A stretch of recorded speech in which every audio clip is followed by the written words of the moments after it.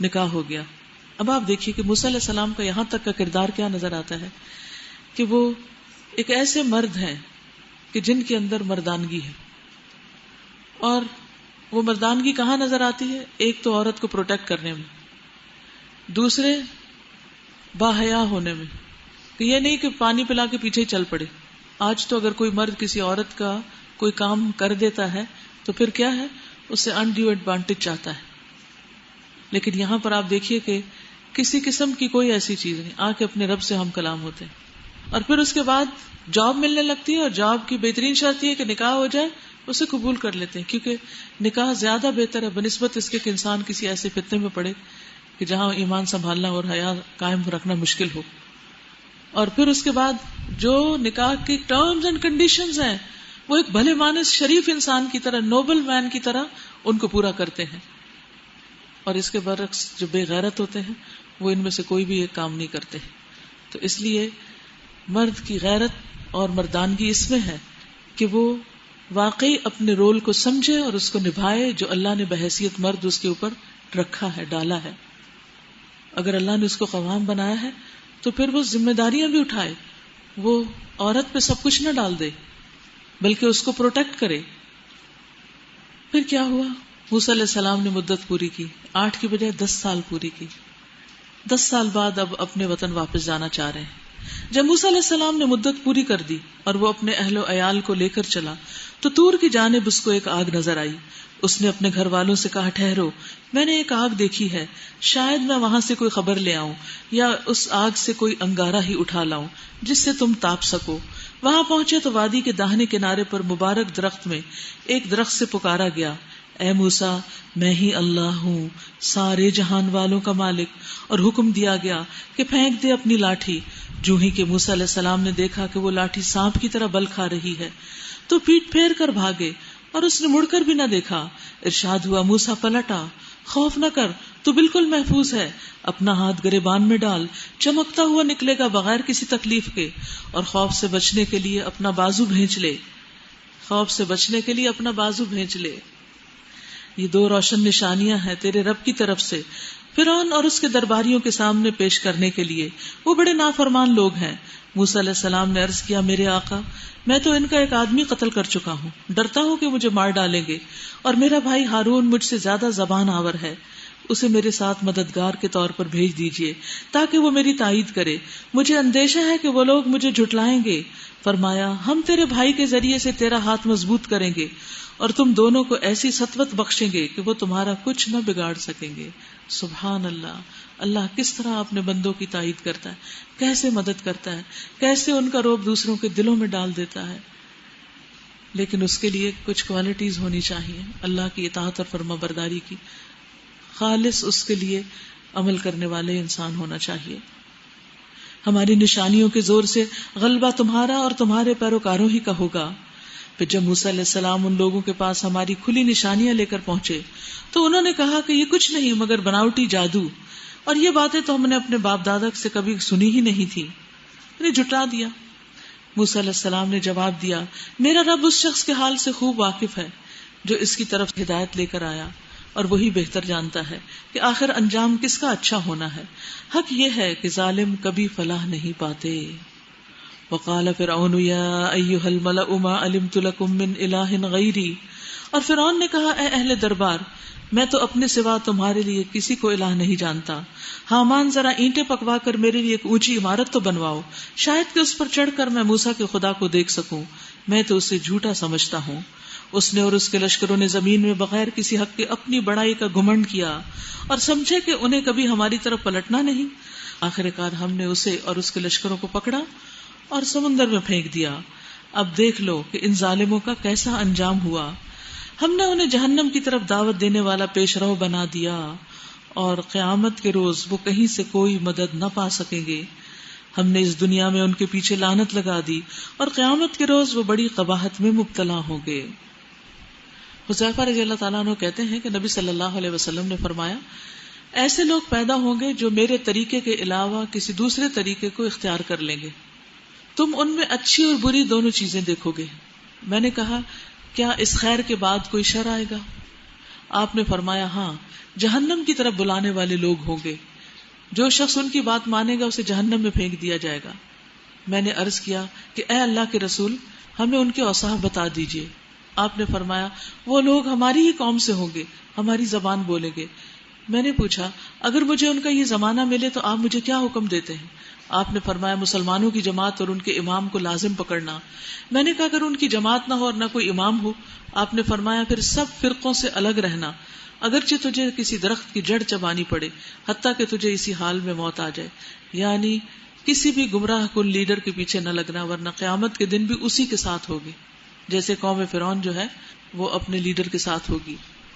معاویہ بن ابو سفیان کہتے ہیں میں نے رسول اللہ صلی اللہ علیہ وسلم کو فرماتے ہوئے سنا، ایسے امراء بھی ہوں گے کہ ان کی ہیبت کی وجہ سے ان کی بات کو رد نہیں کیا جا سکے گا، وہ بزور آگ میں گھسیں گے اور ایک دوسرے کے نقش قدم پر چلیں گے۔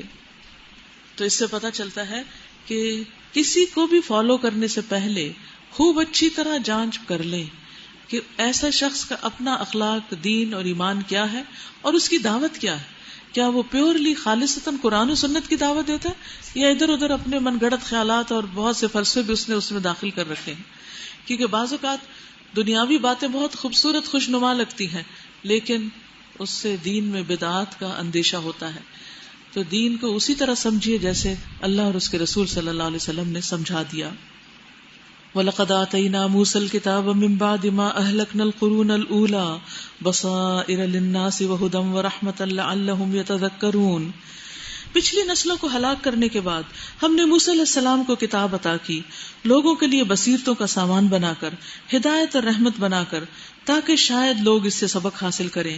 اے محمد صلی اللہ علیہ وسلم، تم اس وقت مغربی گوشے میں موجود نہ تھے جب ہم نے موسیٰ علیہ السلام کو یہ فرمان شریعت عطا کیا، اور نہ تم شاہدین میں شامل تھے، بلکہ اس کے بعد تمہارے زمانے تک ہم بہت سی نسلیں اٹھا چکے ہیں اور ان پر بہت زمانہ گزر چکا ہے۔ تم اہل مدین کے درمیان بھی موجود نہ تھے کہ ان کو ہماری آیات سنا رہے ہوتے، مگر اس وقت یہ خبریں بھیجنے والے ہم ہیں، یعنی اس وقت کی یہ خبریں بھیجنے والے ہم ہیں۔ اور تم طور کے دامن میں بھی اس وقت موجود نہ تھے جب ہم نے موسیٰ علیہ السلام کو پہلی مرتبہ پکارا تھا، مگر یہ تمہارے رب کی رحمت ہے کہ تم کو یہ معلومات دی جا رہی ہیں تاکہ تم ان لوگوں کو متنبہ کر دو جن کے پاس تم سے پہلے کوئی متنبہ کرنے والا نہیں آیا، شاید کہ وہ ہوش میں آئے۔ اور یہ ہم نے اس لیے کیا کہ کہیں ایسا نہ ہو کہ ان کے اپنے کیے کرتوتوں کی بدولت کوئی مصیبت جب ان پر آئے تو وہ کہیں اے پروردگار، تو نے کیوں نہ ہماری طرف کوئی رسول بھیجا کہ ہم تیری آیات کی پیروی کرتے اور اہل ایمان میں سے ہوتے۔ تو اس سے کیا پتہ چلتا ہے کہ اللہ سبحانہ وتعالیٰ نے ہمیشہ بندوں کو ان کی ضرورت کے مطابق ہدایت اور رہنمائی فراہم کی ہے۔ خاص بات جو اس پچھلے پیراگراف میں کی گئی ہے وہ یہ کہ نبی صلی اللہ علیہ وسلم کے بارے میں بتایا جا رہا ہے کہ آپ نے یہ ساری باتیں خود نہیں دیکھی، آپ وہاں نہیں تھے اور کسی کتاب سے بھی نہیں پڑھی کیونکہ آپ پڑھنا نہیں جانتے، اور کسی نے آ کے آپ کو سنائی بھی نہیں کیونکہ مکہ میں اس طرح کی باتیں کرنے کا رواج ہی نہیں تھا۔ تو یہ سب کچھ ہم نے آپ کو وحی کے ذریعے عطا کیا ہے، اس لیے کسی کو بھی اس کے ماننے میں شک نہیں ہونا چاہیے کیونکہ یہ سب کچھ اللہ تعالیٰ کا بھیجا ہوا ہے۔ مگر جب ہمارے ہاں سے حق ان کے پاس آ گیا تو وہ کہنے لگے کیوں نہ دیا گیا اس کو وہی کچھ جو موسیٰ کو دیا گیا تھا؟ کیا یہ لوگ اس کا انکار نہیں کر چکے ہیں جو اس سے پہلے موسیٰ علیہ السلام کو دیا گیا تھا؟ انہوں نے کہا دونوں جادو ہیں جو ایک دوسرے کی مدد کرتے ہیں، اور کہا ہم کسی کو نہیں مانتے۔ اے نبی صلی اللہ علیہ وسلم ان سے کہیے اچھا تو لاؤ اللہ کی طرف سے کوئی کتاب جو ان دونوں سے زیادہ ہدایت بخشنے والی ہو، اگر تم سچے ہو میں اسی کی پیروی اختیار کروں گا۔ اب اگر وہ تمہارا یہ مطالبہ پورا نہیں کرتے تو سمجھ لو کہ دراصل یہ اپنی خواہشات کے پیروکار ہیں، اور اس شخص سے بڑھ کر کون گمراہ ہوگا جو اللہ کی ہدایت کے بغیر بس اپنی خواہشات کی پیروی کرے۔ اللہ ایسے ظالموں کو ہرگز ہدایت نہیں بخشتا، اور نصیحت کی بات پے در پے ہم انہیں پہنچا چکے ہیں تاکہ وہ غفلت سے بیدار ہوں، یعنی اہل مکہ تک حق کی نصیحت ادا کر دیا گیا ہے۔ جن لوگوں کو اس سے پہلے ہم نے کتاب دی تھی وہ اس قرآن پر ایمان لاتے ہیں، اور جب یہ ان کو سنایا جاتا ہے تو وہ کہتے ہیں کہ ہم اس پر ایمان لائے، یہ واقعی حق ہے، ہمارے رب کی طرف سے ہے، ہم تو پہلے سے ہی مسلم ہیں۔ اولئک یؤتون اجرہم مرتین، یہ وہ لوگ ہیں جنہیں ان کا اجر 2 بار دیا جائے گا، یعنی جو شخص اہل کتاب میں سے ہو اور پھر اس نبی پر بھی ایمان لے آئے اس کا اجر 2 ہے۔ بوجہ اس ثابت قدمی کے جو انہوں نے دکھائی، وہ برائی کو بھلائی سے دفع کرتے ہیں، اور جو کچھ رزق ہم نے انہیں دیا ہے اس میں سے خرچ کرتے ہیں۔ اور جب انہوں نے بیہودہ بات سنی تو یہ کہہ کر کنارہ کش ہو گئے کہ ہمارے اعمال ہمارے لیے اور تمہارے اعمال تمہارے لیے، تم کو سلام ہے، ہم جاہلوں کا سا طریقہ اختیار نہیں کرنا چاہتے۔ اے نبی صلی اللہ علیہ وسلم، آپ جسے چاہیں ہدایت نہیں دے سکتے، مگر اللہ جسے چاہتا ہے ہدایت دیتا ہے، اور وہ لوگوں کو خوب جانتا ہے جو ہدایت قبول کرنے والے ہیں۔ اس میں ایک گروہ کی طرف اشارہ کیا گیا ہے جو ایتھوپیا سے مکہ میں آیا، اور مشرکین مکہ حسب معمول اس کو برگلانے لگ گئے، لیکن وہ ان کی کسی بات میں نہیں آئے اور حق کو انہوں نے حق مانا اور حق کے راستہ اختیار کیا، تو ان کی تعریف کی گئی ہے یہاں۔ وہ کہتے ہیں اگر تمہارے ساتھ اس ہدایت کی پیروی کر لیں تو اپنی زمین سے اچک لیے جائیں گے۔ اَوَلَمْ نُمَكِّن لَهُمْ حَرَمًا آمِنًا، کیا یہ واقعہ نہیں ہے کہ ہم نے ایک پرامن حرم کو ان کے لیے جائے قیام بنا دیا، جس کی طرف ہر طرح کے ثمرات کھینچے چلے آتے ہیں ہماری طرف سے رزق کے طور پر، مگر ان میں سے اکثر لوگ جانتے نہیں ہیں۔ اور کتنی ہی بستیاں ہم تباہ کر چکے ہیں جن کے لوگ اپنی معیشت پر اترا گئے تھے کہ ہم اکنامک فورس ہیں، ہم فائنینشلی بہت اسٹرانگ ہیں اور ہم دنیا کو کانکر کر سکتے ہیں، اس بنا پر یعنی ساری دنیا کی معیشت کے سوتے ہمارے ہاتھ میں ہیں۔ تو اللہ تعالیٰ فرماتے ہیں کہ پہلے دور میں بھی ایسا ہو چکا کہ اللہ تعالیٰ نے ایسے لوگوں کو ہلاک کیا۔ سو دیکھ لو وہ ان کے مسکن پڑے ہوئے ہیں جن میں ان کے بعد کم ہی کوئی بسا، یعنی ان کے گھروں میں، ان کی عمارتوں میں، آخر کار ہم ہی وارث ہو کر رہے۔ اور تیرا رب بستیوں کو ہلاک کرنے والا نہ تھا جب تک کہ ان کے مرکز میں ایک رسول نہ بھیج دیتا جو ان کو ہماری آیات سناتا، اور ہم بستیوں کو ہلاک کرنے والے نہ تھے جب تک کہ ان کے رہنے والے ظالم نہ ہو جاتے۔ تم لوگوں کو جو کچھ بھی دیا گیا ہے وہ محض دنیا کی زندگی کا سامان اور اس کی زینت ہے۔ جو کچھ بھی ہے ہمارے پاس اور جو کچھ اللہ کے پاس ہے وہ اس سے بہتر اور باقی تر ہے۔ کیا تم لوگ عقل سے کام نہیں لیتے کہ اس کے حصول کے لیے زیادہ محنت کرو؟ بھلا وہ شخص جس سے ہم نے اچھا وعدہ کیا ہو اور وہ اسے پانے والا ہو، کبھی اس شخص کی طرح ہو سکتا ہے جسے ہم نے صرف حیات دنیا کا سر و سامان دے دیا ہو اور پھر وہ قیامت کے روز سزا کے لیے پیش کیا جانے والا ہو؟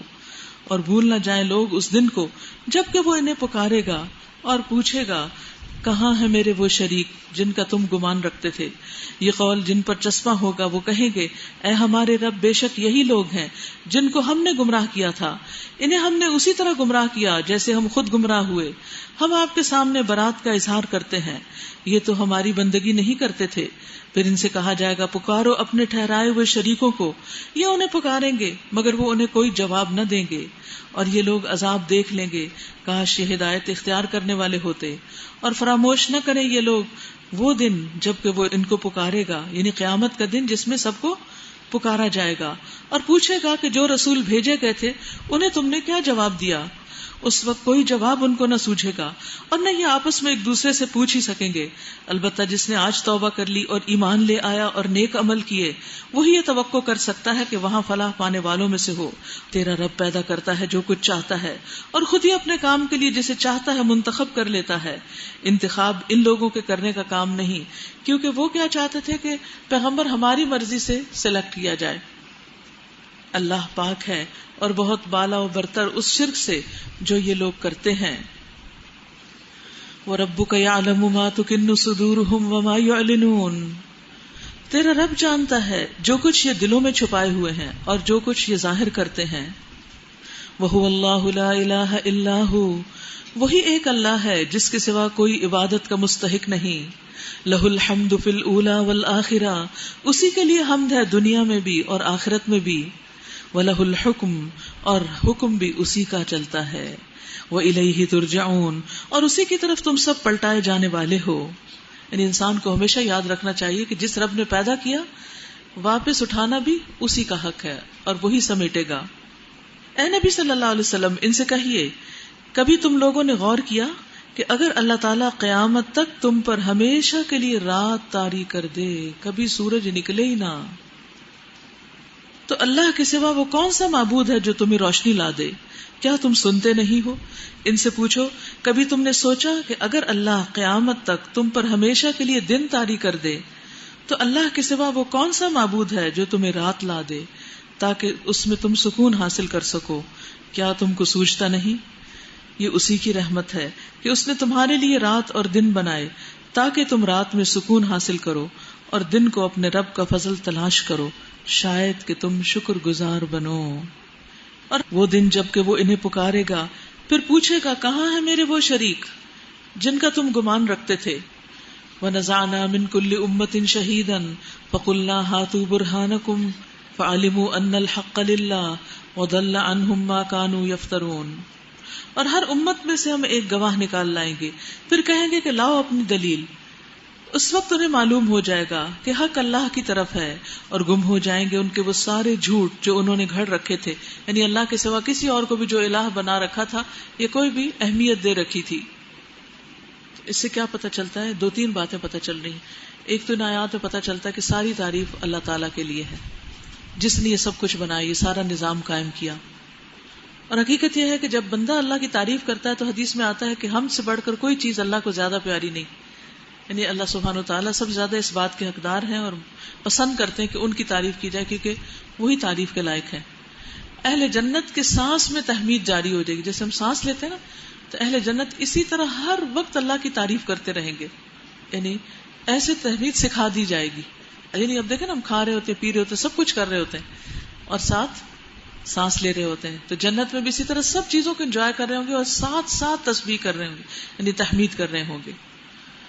دوسری بات یہ ہے کہ اللہ کی اس پر تعریف کرنی چاہیے، شکر ادا کرنا چاہیے کہ اللہ نے رات بنائی ہے، کیونکہ بہت سے لوگ رات کو آرام کرتے ہیں، اور پھر رات کے بعد دن بنایا، اس پر پھر شکر ادا کرنا چاہیے، کیونکہ اگر رات کے بعد دن نہ آئے اور ہر وقت اندھیرا ہو تو آپ دیکھیے رات ہوئی پھر صبح ہوئی، آپ فریش ہو گئے، آپ تیار ہوئے یہاں آئے، اگر اس وقت بھی رات ہوتی تو کیا سین یہی ہوتا؟ رات تراویح پڑھتے ہیں نا کچھ لوگ اس حال میں، تو کیا یہی سین ہوتا ہے؟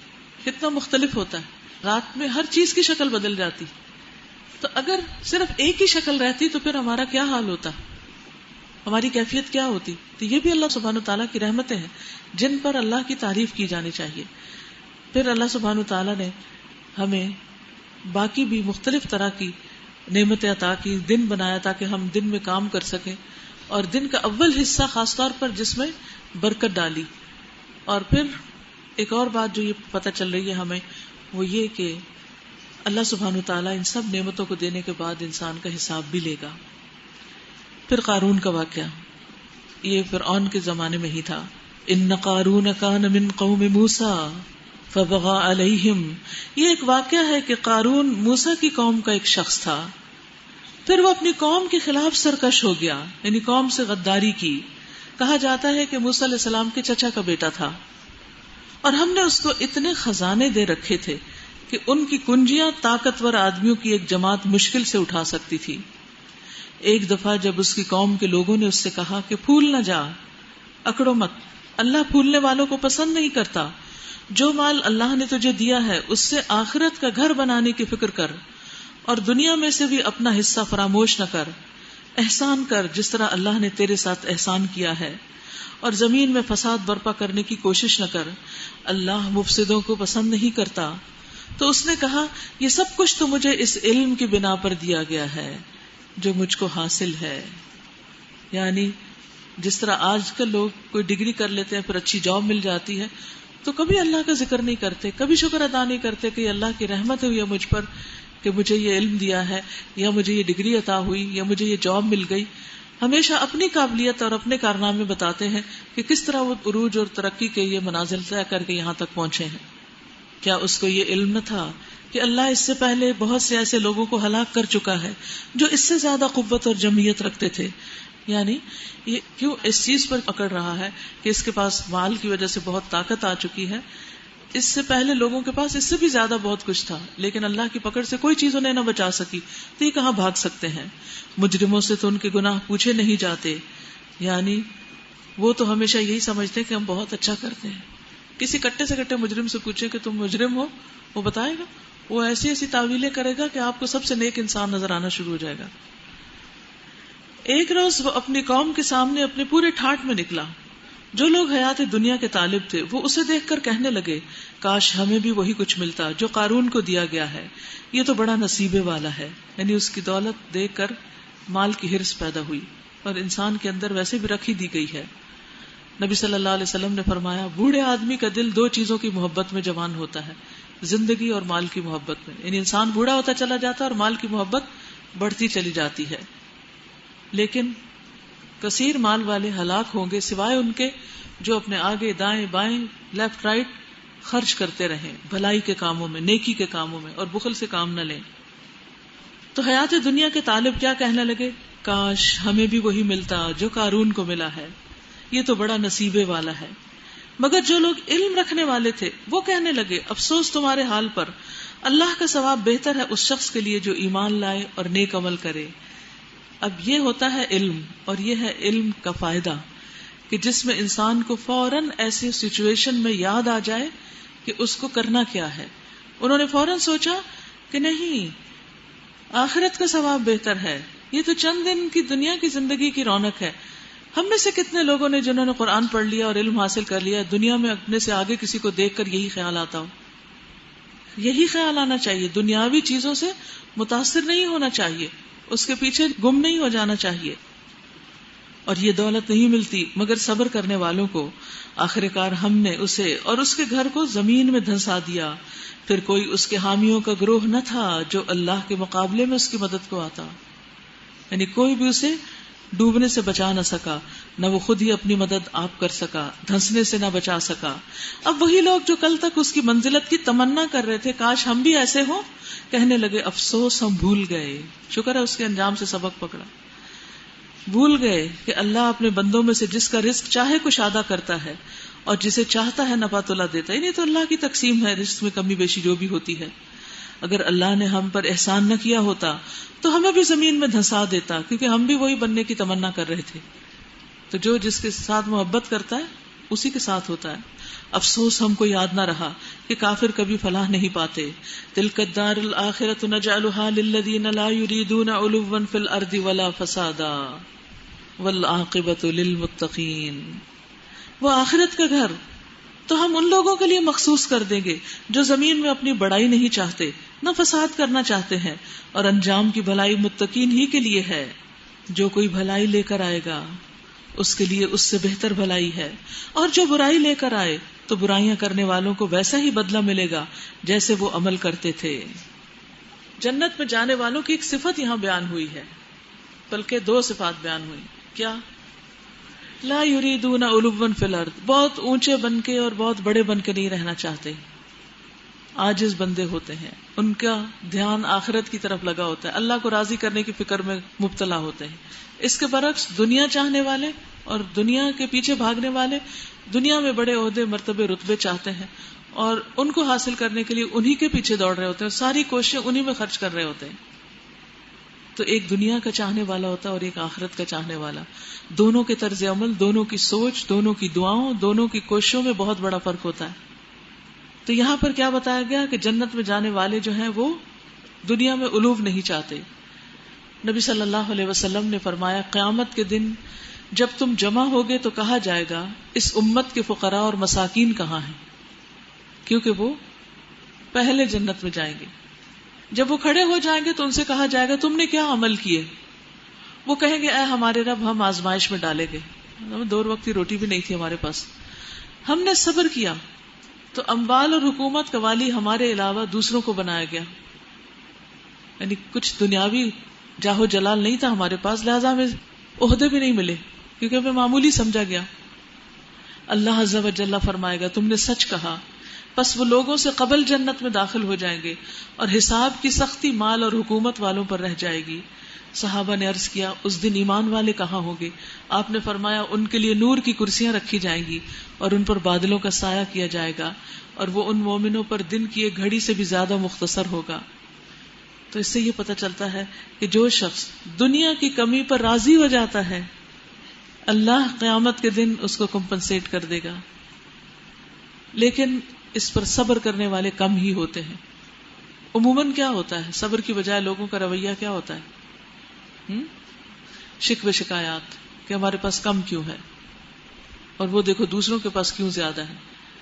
بعض اوقات اگر ماں باپ کے پاس زیادہ اور اولاد کے پاس کم ہو تو بچے ماں باپ سے ناراض ہو جاتے ہیں کہ وہ ہمیں کیوں نہیں دیتے. تو اصل بات یہ ہے کہ ہمیں آخرت کی طرف متوجہ رہنا چاہیے. اللہ نے ہر ایک کا رزق تقسیم کیا، جس کے پاس جتنا ہے اللہ نے دیا ہے اس کو وہ نصیب ہو، اور ہم اس غم میں رہنے کے بجائے اور اللہ کی نافرمانی کرنے کی بجائے اپنے اسی وقت کو اللہ تعالیٰ کی اطاعت اور فرما برداری میں خرچ کر لیں اور جنت میں پہلے چلے جائیں. دیکھیے آج تو ہم امن میں ہیں نا، تو ہمیں اتنا اس کا احساس نہیں کہ جلدی جانے کا مطلب کیا ہے. انہیں دوسرے لوگوں سے 500 سال پہلے بھیج دیا جائے گا، لیکن اس دن جو کہ حشر کا ایک طویل دن ہے، جس دن بچے بھی بوڑھے ہو جائیں گے، یوم یجعل الولدان شیبا، جو دن بچوں کو بوڑھا کر دے گا، اس دن اگر کسی کو اتنی سی بھی ٹکنے کی جگہ مل گئی، کہیں بیٹھنے کی مل گئی، کہیں سایہ مل گیا، کہیں نظر عنایت مل گئی، کہیں حساب سے چھٹی مل گئی، کہیں جنت میں پہلے بھیج دیا گیا، یہ تو پوری زندگی پر بھاری ہے. ایسی کئی زندگیاں اس پر قربان. لیکن شرط یہ ہے کہ انسان اللہ جس حال میں رکھے اس پر صبر کرے. اللہ تو نے دوسروں کو بہت کچھ دیا دنیا کا، ہمیں نہیں دیا، ہم پھر بھی راضی ہیں تجھ پر. رضیت باللہ ربن، ایسے پکار کے کہا کرے. جب دل میں حسرت آئے، مثلاً یہ کہ ہمارے ساتھ کی ساری لڑکیوں کی شادی ہوگی، ہماری اب تک نہیں ہوئی، وہ اپنے گھروں میں مزے سے رہ رہے ہیں اور ہم یہاں ہاسٹل میں رل رہے ہیں، ایسی چیزیں انسان کے دل میں شیطان ڈالتا ہے. تو اس وقت کہیں نہیں، ہم نے جنت کا سودا کیا ہے، اللہ کے دین کی خدمت کر رہے ہیں، اور ہم چاہتے ہیں کہ ہمارا رب ان سب سے پہلے ہمیں آخرت میں اپنے پاس بلا لے اور جنت میں داخل کر دے. لیکن یہ مشروط ہے صبر کے ساتھ، کنڈیشن ہے صبر، کہ انسان اللہ سے ناراض نہ ہو اور بندوں سے ناراض نہ ہو. ہر ایک کو جو ملا اس کی قسمت سے ملا. دیکھیے اگر ہمیں کسی بھی چیز پہ یہ کہہ دیا جائے گا کہ اگر تم یہ تکلیف برداشت کر لو تو تمہارا حساب نہیں ہوگا، تو ہم کیا کہیں گے؟ نہیں اللہ تعالیٰ آپ بے شک حساب لے لینا، یہ تکلیف ہٹا دے. نہیں، ہم کہیں گے یا اللہ ہم صبر کریں گے، ہم برداشت کریں گے، تو ہمیں اس دن کی تکلیف سے محفوظ رکھنا، اس حساب سے محفوظ رکھنا. ان الذی فرض علیک القرآن لرادک الی معاد، اے نبی صلی اللہ علیہ وسلم یقین جانیے کہ جس نے تم پر یہ قرآن فرض کیا وہ تمہیں ایک بہترین انجام کو پہنچانے والا ہے، ایک معاد تک، لوٹنے کی جگہ تک واپس لانے والا ہے. ان لوگوں سے کہہ دیجئے میرا رب خوب جانتا ہے کہ ہدایت لے کر کون آیا اور کھری گمراہی میں کون مبتلا ہے. تم اس بات کے ہرگز امیدوار نہ تھے کہ تم پر کتاب نازل کی جائے گی، یہ تو محض تمہارے رب کی مہربانی سے تم پر نازل ہوئی ہے، بس تم کافروں کے مددگار نہ بنو. اور ایسا کبھی نہ ہونے پائے کہ اللہ کی آیات جب تم پر نازل ہوں تو کفار تمہیں ان سے باز رکھیں. اپنے رب کی طرف دعوت دو اور ہرگز مشرکوں میں شامل نہ ہو، اور اللہ کے ساتھ کسی دوسرے کو معبود نہ پکارو، اس کے سوا کوئی معبود نہیں، کوئی الہ نہیں. کل شیء ہالک الا وجہہ، ہر چیز ہلاک ہونے والی ہے سوائے اس کے چہرے کے. یہاں ترجمہ ٹھیک کر لیجئے، فرما روائی اسی کی ہے اور اسی کی طرف تم سب پلٹائے جانے والے ہو. جیسے سورۃ الرحمن میں بھی آتا ہے نا، کل من علیہا فان ویبقى وجہ ربک ذو الجلال والاکرام. تیرے رب کا چہرہ، یعنی خاص چہرے کی بات کی گئی ہے، اس لیے اس ٹیکسٹ کو بدلنا نہیں چاہیے.